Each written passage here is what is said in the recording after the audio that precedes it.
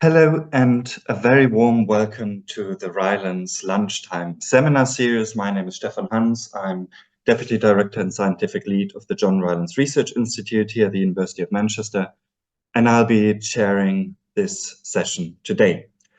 The Rylands Lunchtime seminar series highlights the breadth and the quality of our unique special collections and showcases world-class collections-based research activities. This is the final session of this calendar year, but no worries, more exciting seminar sessions will take place in 2024. They will be announced in due course. Today's session is coming to you, as always, from various rooms in the historic John Rylands Library. And as usual, we will be showing some of the outstanding artifacts of our collections and presenting new research on them. Our seminar today is entitled Revisualising the Colonial Past in John Smith's General History of Virginia. And before I introduce our speakers, there are just a few things worth mentioning. Please bear with me. If you are familiar with the seminar series by now, this will be familiar to you. But it's worth mentioning that this event is being recorded. It will be edited and made available on the John Rylands Library YouTube channel. Auto subtitles are available using your own settings.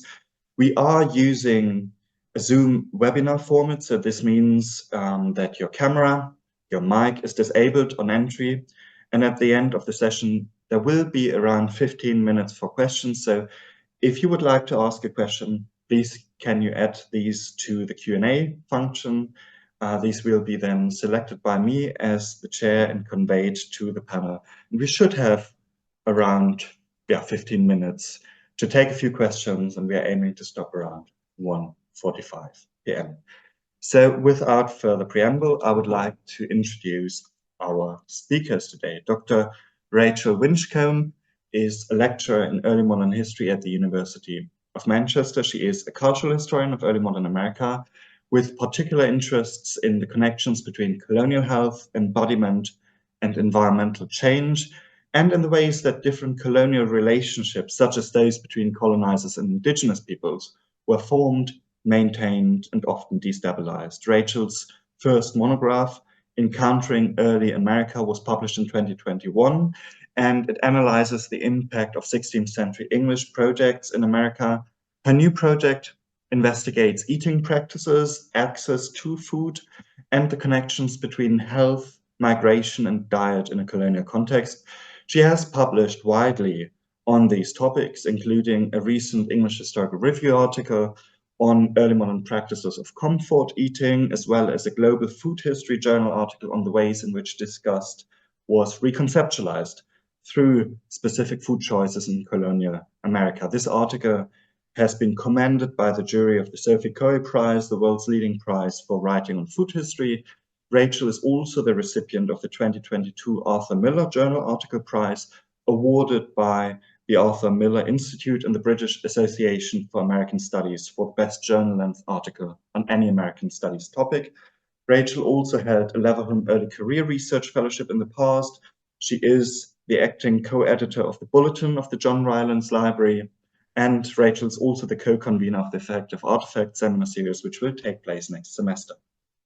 Presenting with Rachel is our very own Julianne Simpson as the Collections and Discovery Manager of the John Rylands Research Institute and Library. Julianne is providing strategic leadership for the development, care, and management of the library's outstanding special collections.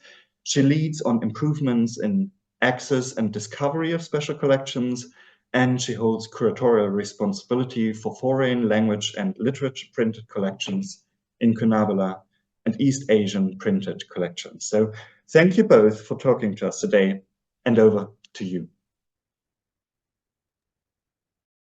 Thank you so much, Stefan, and hello to everybody on the webinar. So today I'm going to be talking to you about two books housed in the Rylands Special Collections that tell us something about how and why English colonial policy shifted so drastically in the early 17th century. And these are two books that I have long been familiar with, but the research I'm going to discuss today was actually sparked by a teaching session that I delivered here at the Rylands a few years ago. And it was during this workshop that Jane Gallagher, fortuitously, and I think fairly randomly, placed these two books next to each other on one of the tables of the Christie room. And it was thanks to Jane's intervention that I came to realize just how similar some of the features of these two books were. And it's those similarities that I'm going to talk about today. So the first of these books is John Smith's General History of Virginia. The book appeared for the first time in 1624, and it detailed in a highly curated fashion the first 2 decades of permanent English settlement in the Americas. The book was produced at a time when the English settlements in Virginia were in a perilous position. The English settlers were still reeling from an Indigenous attack in 1622, which had left hundreds of colonists dead and a number of settlements destroyed. Smith, while ostensibly producing a history of the English settlements, also sought to provide a remedy to the dire circumstances his fellow Englishmen and women found themselves in. With his extensive knowledge of the New World and his self-proclaimed ability to deal effectively with the Indigenous communities that had caused the English such trouble, Smith cast himself as the saviour of the Virginia settlements and the English colonial project more generally. Now, I don't have time to outline the many ways that Smith altered past narratives of English colonization in North America to suit the discursive needs of this particular text, but the key features of Smith's textual strategy were to emphasize past experience in Virginia that showed the Indigenous population as treacherous and violent, to omit descriptions that highlighted the opposite, to critique the approach of the Virginia Company, which had originally called for the gentle and non-violent treatment of Indigenous people, and to demonstrate Smith's own prowess as a colonial leader. So the main points of Smith's book were to firstly demonstrate to influential figures back in England that the attack of 1622 should not be viewed as a surprise, but rather as inevitable, given the so-called violence of Indigenous people. And secondly, to demonstrate that the colony, in order to survive, required new leadership and a new, more aggressive policy. As I'll suggest today, Smith forged an argumentative strategy that drew equally upon textual and visual elements, recasting the Virginian colonial past through a new combination of word and image to promote a more violent and destructive approach to colonization in the Americas. In particular, I'll highlight the derivative nature of the engravings that appear in Smith's work to demonstrate how well-known images created decades earlier could be successfully revisualized to further the arguments of Smith's book. Now, scholars have long noted the similarities between Robert Vaughan's engravings, so Vaughan is the engraver of Smith's book, and those created 3 decades earlier by the Flemish engraver Theodore de Brie for the second edition of Thomas Harriot's A Brief and True Report of the Newfoundland of Virginia. And that's our second book for today. So this book detailed English experiences of Roanoke in the 1580s, and it was first published in 1590 in English, Latin, French, and German. So the version that we have here is a Latin reissue from 1634 that was printed alongside the other volumes in de Brie's American series. So despite this obvious connection having been made between the two sets of images, little has been done to elucidate why Vaughan chose to adapt these images rather than create his own. Indeed, Philip Barber, the leading biographer of Smith, dismissed the importance of these illustrations entirely, claiming that they should, quote, not be taken seriously as they were undoubtedly intended only to excite the interest of 17th century readers. And it has to be said, this 21st century reader as well. Alongside Barber's outright dismissal, which predates influential work on images as historical sources, the consensus to date has been that Robert Vaughan used de Brie for inspiration for the simple reason that these earlier engravings had become the most recognizable images of North Americans from the region colonized by the English.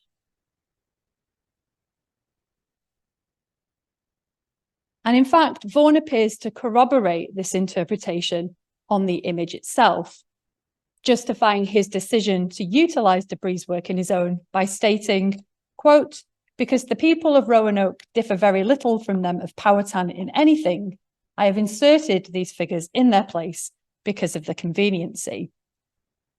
And I'll just show you where that is on this image in a moment.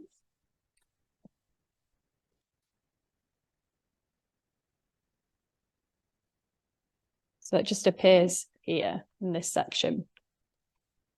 So despite Vaughan's declaration, engravings, particularly ones that adapted well-known visual prototypes, served a more explicit and important function than mere convenience in the early modern period.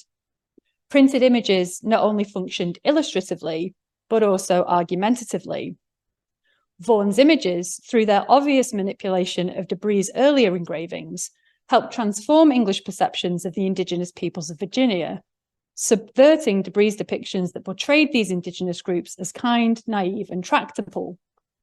In doing so, these adapted into visual images explicitly challenged older colonial strategies that called for the gentle entreating of the Algonquians and their incorporation into the English colonial structure.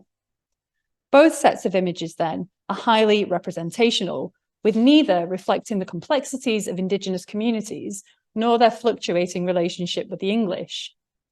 Each set of images visualize English approaches to colonization, with Debris promoting an approach based on Indigenous incorporation and codependency, and Smith advocating colonial violence and Indigenous erasure.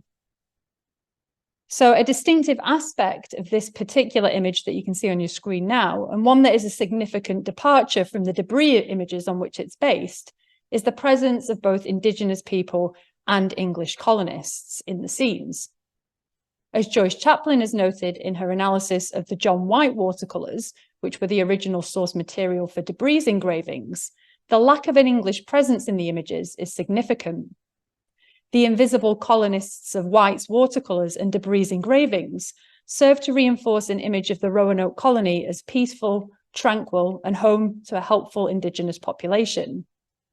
By omitting the English settlers, White's watercolours also omitted the often violent interactions that had characterised Anglo-Indigenous relations at Roanoke. What is left is an uncomplicated vision of early English attempts at colonisation in Virginia. The dynamics of the Vaughan image could not be more different, with each subsection of the image depicting a violent interaction between the English and the Indigenous communities of Virginia. And we'll come back to some of those violent interactions in a minute. So Vaughan reworked a number of Debris' engravings in order to demonstrate the devilish, violent nature of Indigenous people and Smith's aptitude at subduing them. And two images in particular are completely transformed in the context of Smith's work. These images in their original form depict a Roanoke Algonquian dance and a prayer ritual. In the image of the dance, which is the image you can see now, the caption informs us that this dance is performed during their high feasts. In the image, figures carry rattles and dance around a series of carved posts set in the ground. At the centre of the circle, quote, 3 of the fairest virgins embrace and dance together. Although the writer of the caption, who was most likely Thomas Harriot, makes reference several times to the, quote, strangeness of the performance, they nonetheless don't appear to be threatened or scared by such performances. Instead, the caption focuses on the merriment that such dances provoke and the conviviality that the Roanoke Algonquians display by inviting members of neighbouring communities to join the feast. A similar set of impulses are present in the image that depicts a Roanoke prayer ritual, and that's the image here. The caption states that the purpose of the prayer was to give thanks for returning from war safely. The caption also notes how the Algonquians made the rattles that the figures in both images carry. Quote, they take a round pumpkin or a gourd, which after they have taken out of the fruits of the seeds, then fill with small stones or certain big kernels to make the more noise and fasten that upon a stick. Like with the dance, Harriet describes the ritual as, quote, a strange custom, but one, quote, worth the observation. In the background of this image, everyday domestic life is also emphasized, with Indigenous men fishing from their canoes.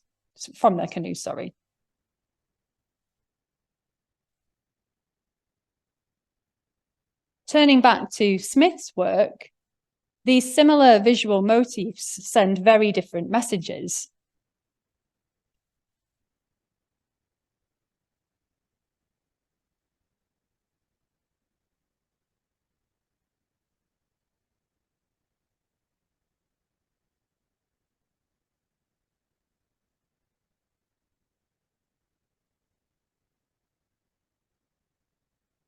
I'm going to start by looking at this image here in the top left.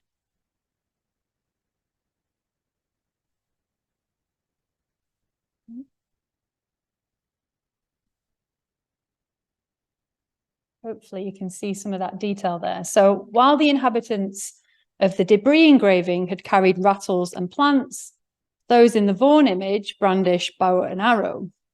While fair virgins danced in the centre of debris' image, in Vaughan's, Smith is held captive by two Powhatans, so in the middle here.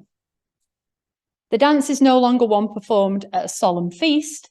Instead, it is a performance that celebrates Smith's capture.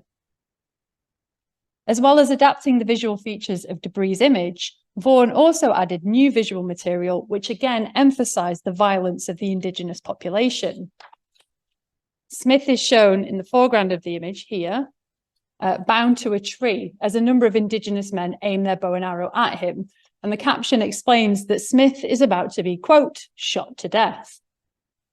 In a further example of transposition, the top center section of Vaughan's engraving combines a number of elements from debris' original images to create a new scene of devilish ritual centered on Smith. So this particular aspect of Vaughan's image is actually a composite of 4 separate debris engravings that collectively depict various aspects of Roanoke religion. The main focus of Vaughan's scene, though, is the fire around which the Powhatan and their captive Smith sit.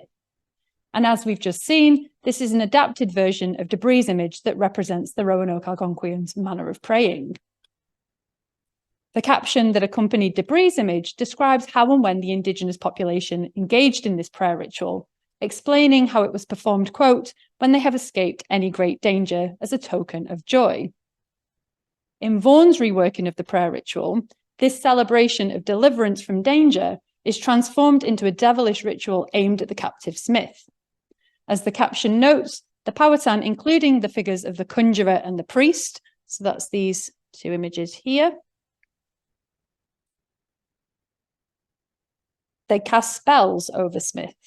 The section of the General History that deals with this event claimed that the purpose of this ceremony was to discover whether Smith, quote, intended them, the Powhatan, well or not. Again, Vaughan's embellishments emphasize still further the supposed diabolical nature of the Powhatan and their rituals. 2 new figures appear in the scene that were not present in debris' original engravings. These figures are in the foreground of the picture and are distinguished from the others by their darker hue and their unusual head adornments. One figure wears a set of antlers, this figure here, while the other has fashioned a headpiece from snakes. And you can't quite see the other figure because they're hidden in the crease of the book. So I promise you they are there. Vaughan's adaptations of debris' engravings, alongside his inclusion of new visual material, served to elide the cultural distinctiveness of Roanoke religious practice, and in doing so conflated the perceived treachery, violence and profanity of the Powhatan with other Indigenous groups encountered by earlier English colonizers. Alongside reworking scenes that originally depicted strange from the perspective of the English, yet harmless Roanoke customs, into ones tinged with violence and even the demonic, Vaughan also transplanted Indigenous figures based on debris' engravings into new dynamic and equally violent confrontations. Whilst the figures in debris' original engravings had largely engaged in peaceful activities that signaled recognizable forms of domesticity in production, so things like cooking, crafting boats and fishing, the figures in Vaughan's image are presented as literally grappling with Smith, brandishing their weaponry and displaying physical aggression. Vaughan's scenes emphasize the violent nature of encounters between English colonists and Indigenous communities. And in the top right section of the engraving, so here, Smith is depicted taking the King of Pamunkey prisoner. Smith grabs his hair while holding a gun in his other hand. And the figure of the King of Pamunkey has striking visual similarities with debris' engraving of a Warrants or a Great Lord of Virginia.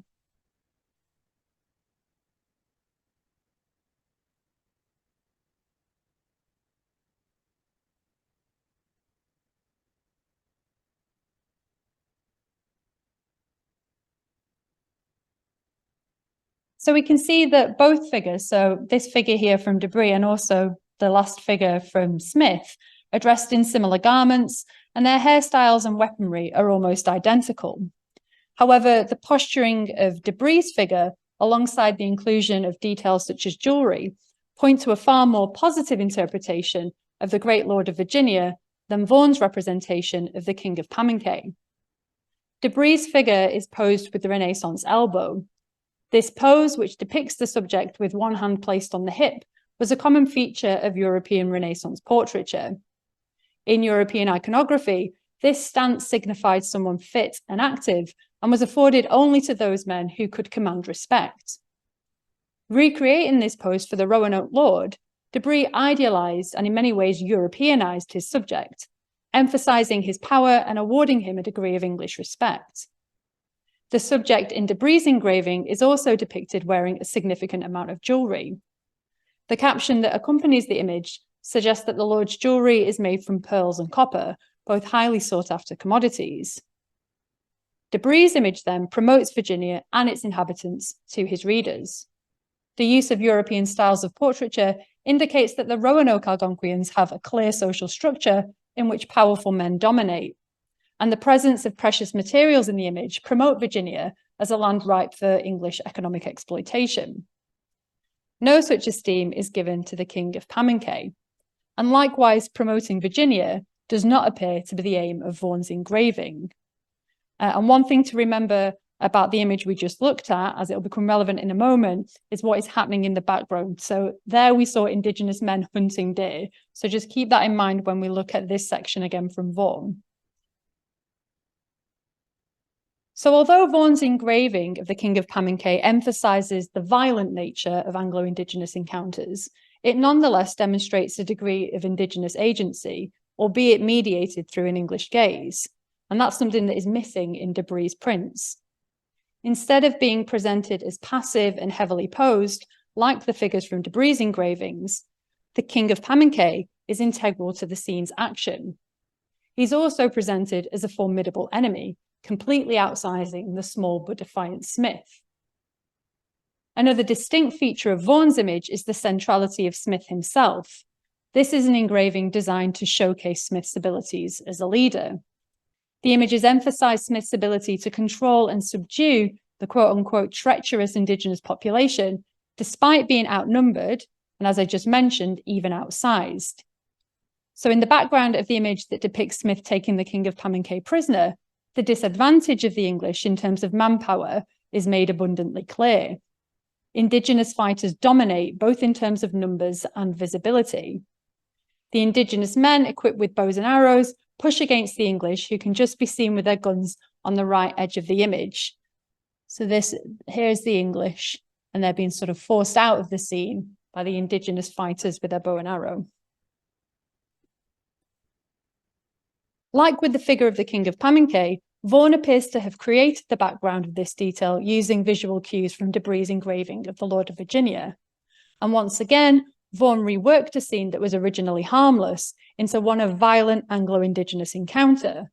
In Debris' engraving, the Indigenous figures in the background hunted deer, while in Vaughan's, they hunted the English colonists.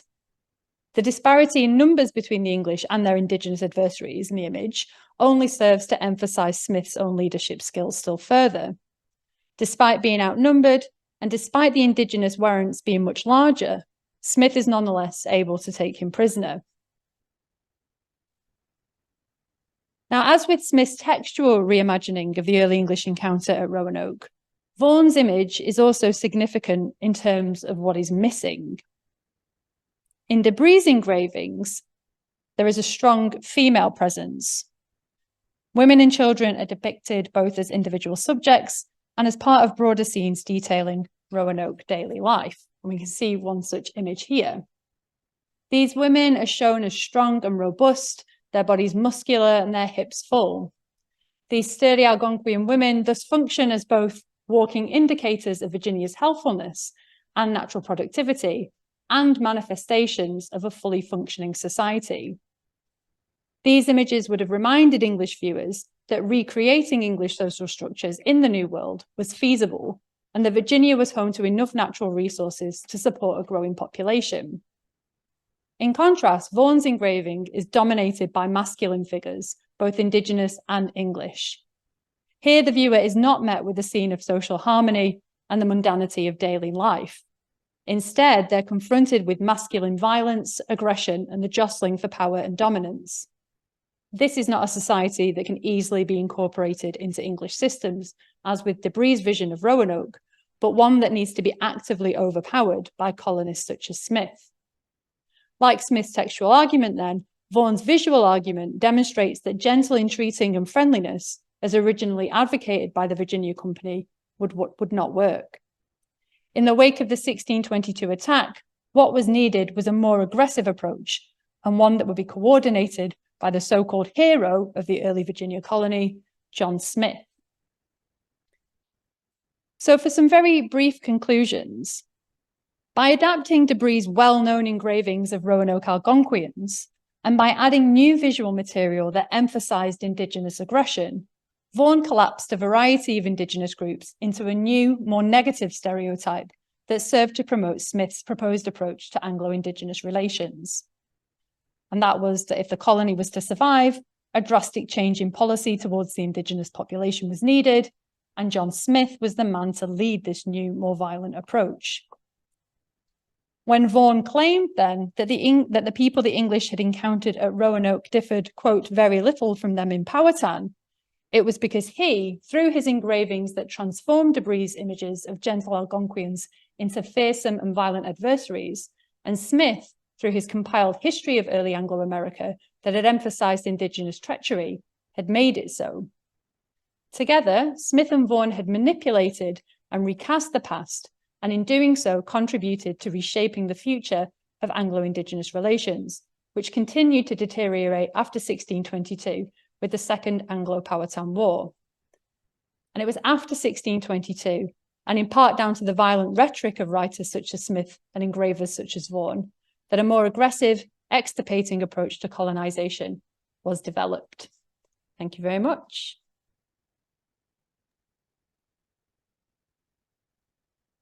Thank you very much, Rachel. Thank you very much, Julianne, for a fantastic talk about the colonial imagery of violence, and a talk that makes us think, reconsider, critically engage with the special collections that we have and their role in colonial history. This is the moment where I'd like to encourage everybody again to make use of the Q&A function and to ask your questions. There are a few questions that have arrived already. There are some people in the audience would like to hear a bit more about the Indigenous attack of 1622, the Algonquian motivations behind this. Obviously, Rachel, you said that these images do not capture the complexity of Indigenous life. So maybe you could say a bit more about their side of the story. Yeah, definitely. So I think, you know, when you read these sources from an English perspective, you get the idea that this attack of 1622 was instigated with the sole purpose of completely wiping out English colonists. And that's one of the reasons why we get such a strong reaction from the English. Now, that wasn't the intention of the Powhatan. Okay, so this was an attack that was orchestrated by Opunkankanu, who was the brother of Seneca, who was the first Powhatan leader that Smith engaged with. So he's the leader that appears in some of these images. And the purpose of the attack really was to push the English back to the vicinity of Jamestown, because in the years leading up to 1622, the colonies had been spreading outwards and they'd been taking more and more fertile Powhatan land for tobacco cultivation. So obviously this was terrible for Powhatan livelihoods. They no longer had access to the fields that they'd spent generations cultivating, growing things like maize, squash, beans. So this was really an action that was meant to not wipe out the English colonists completely, but to force them back towards the vicinity of Jamestown and to remind them of who had control over this particular part of Virginia. So they're very different attitudes towards the attack, and the English do react very badly to it and take it as an attempt by Opunkankanu to completely wipe out the English, and relationships never really recover after this moment. Thank you very much. There are a few more questions which have arrived, and you've just mentioned Jane And she also sends a message to say that she thinks it was really completely by chance that these two books ended up together in that seminar. You mentioned earlier that previous scholars had dismissed the value of these images, and she's asking whether this has now changed, or is there still some sort of limited interest in the power of visual representation of the New World? So I think scholars have written voluminous amounts of words on the debris engravings. There's a vast scholarship on those engravings and the extent to which we can describe them as ethnographically accurate. Art historians have thought about the genre of copper plate engraving and how that kind of leads to certain kinds of representations.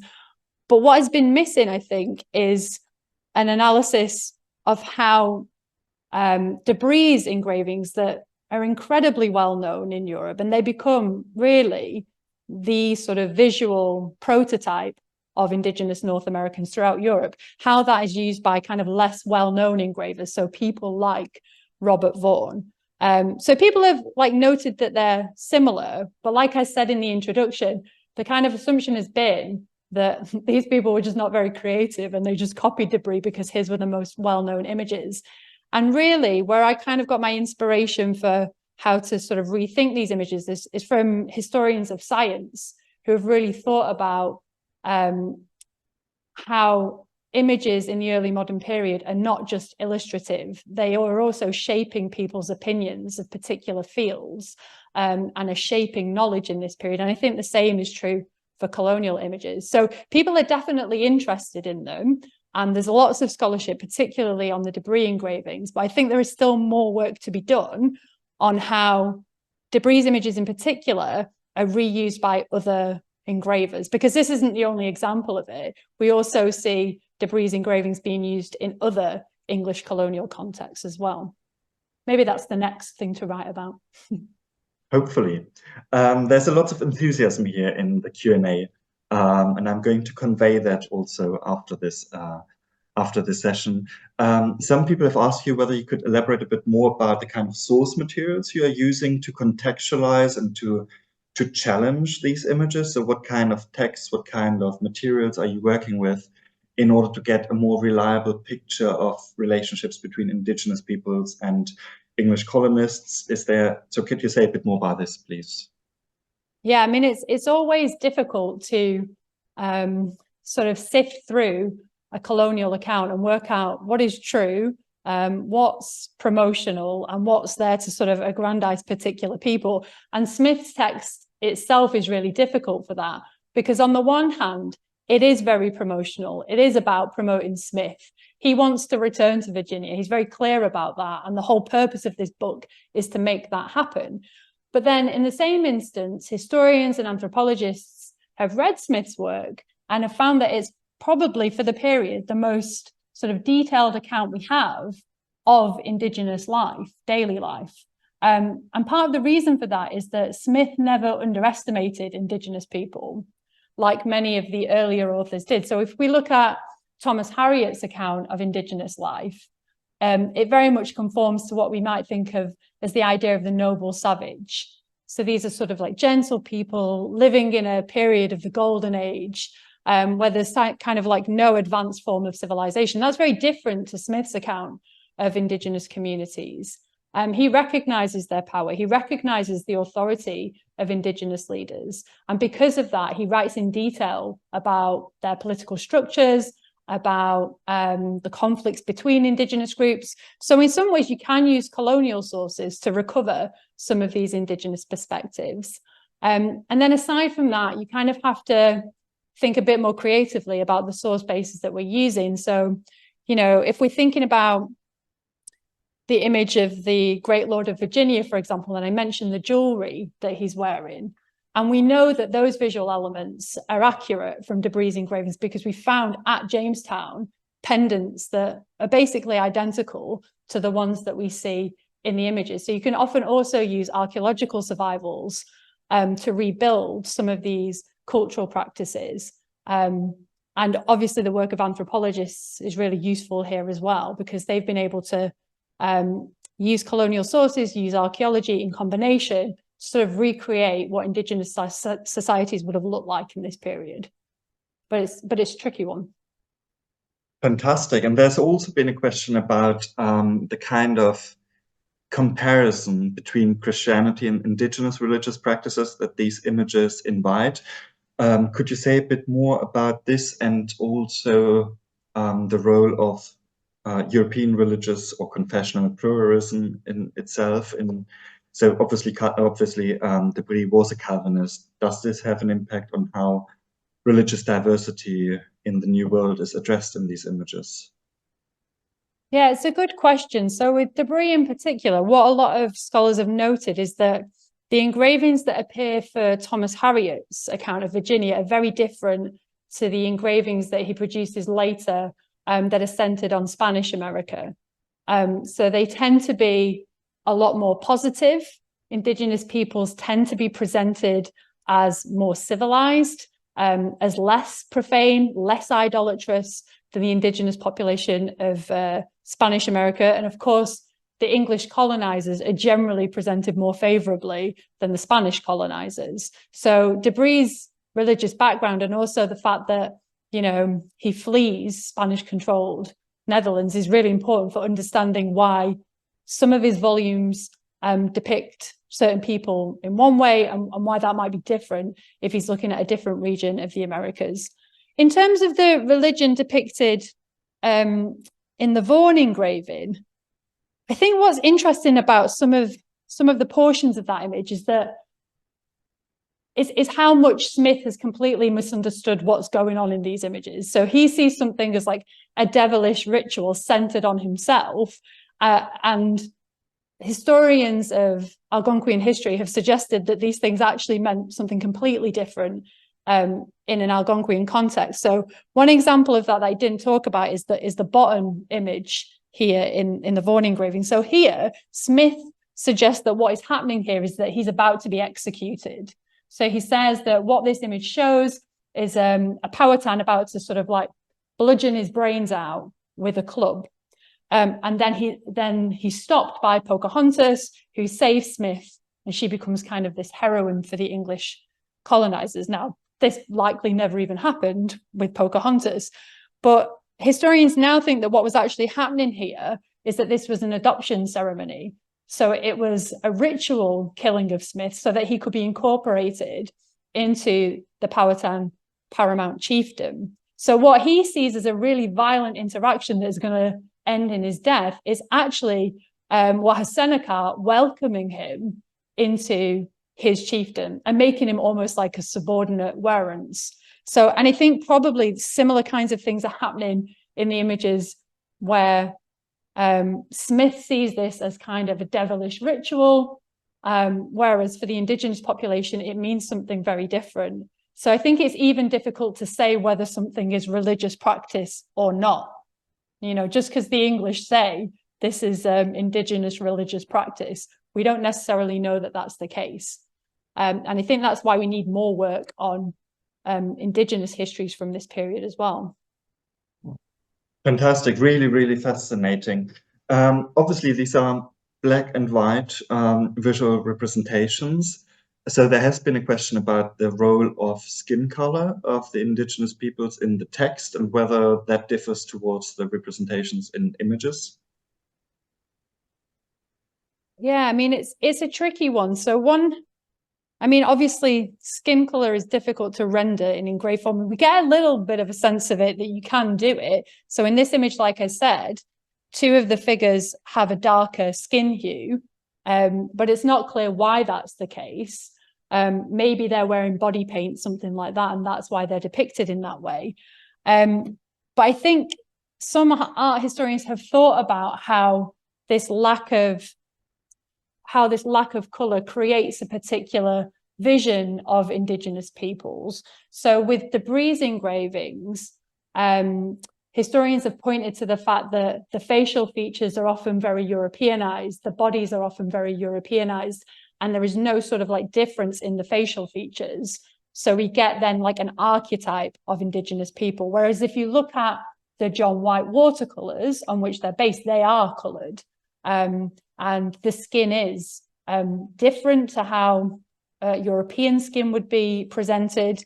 You also see more detail, like body paint, like tattoos. Those are things that can be rendered more effectively in watercolor. So I think the genre really does matter for how people understand racial difference back in England, if people are viewing these things. So I don't think really skin color is something that is focused on particularly as a key point of difference at the end of the 16th and into the 17th century. That's something that develops later. Really, the differences that would have been signaled by these images are more differences in behavior and differences particularly in clothing. So the sort of nudity and the nakedness of these figures would have been the thing that was probably more striking for English viewers than sort of racial differences. I don't know if that really answers the question. So it would be really interesting to compare to hand-colored copies of the debris at the time as well, and to further think this. Fantastic. So I'm very conscious of time. I'm going to convey all the enthusiasm and the questions that have been asked in the Q&A to you in a second. But for now, I really would like to thank you both, Rachel and Julianne, for this really fantastic and inspiring presentation. Many thanks also to all of you out there for your audience questions and comments, and as always, to our tireless tech team who have been running this for us off camera as well. Our next seminars will take place in 2024. It will be advertised very soon. You can find more details about this on the What's On page on the Rylands website. And there you find the links that you could use to register for these events. For now, thank you all for joining us. We hope to see you all again in 2024, and have a nice Christmas break and a happy New Year. Thank you very much.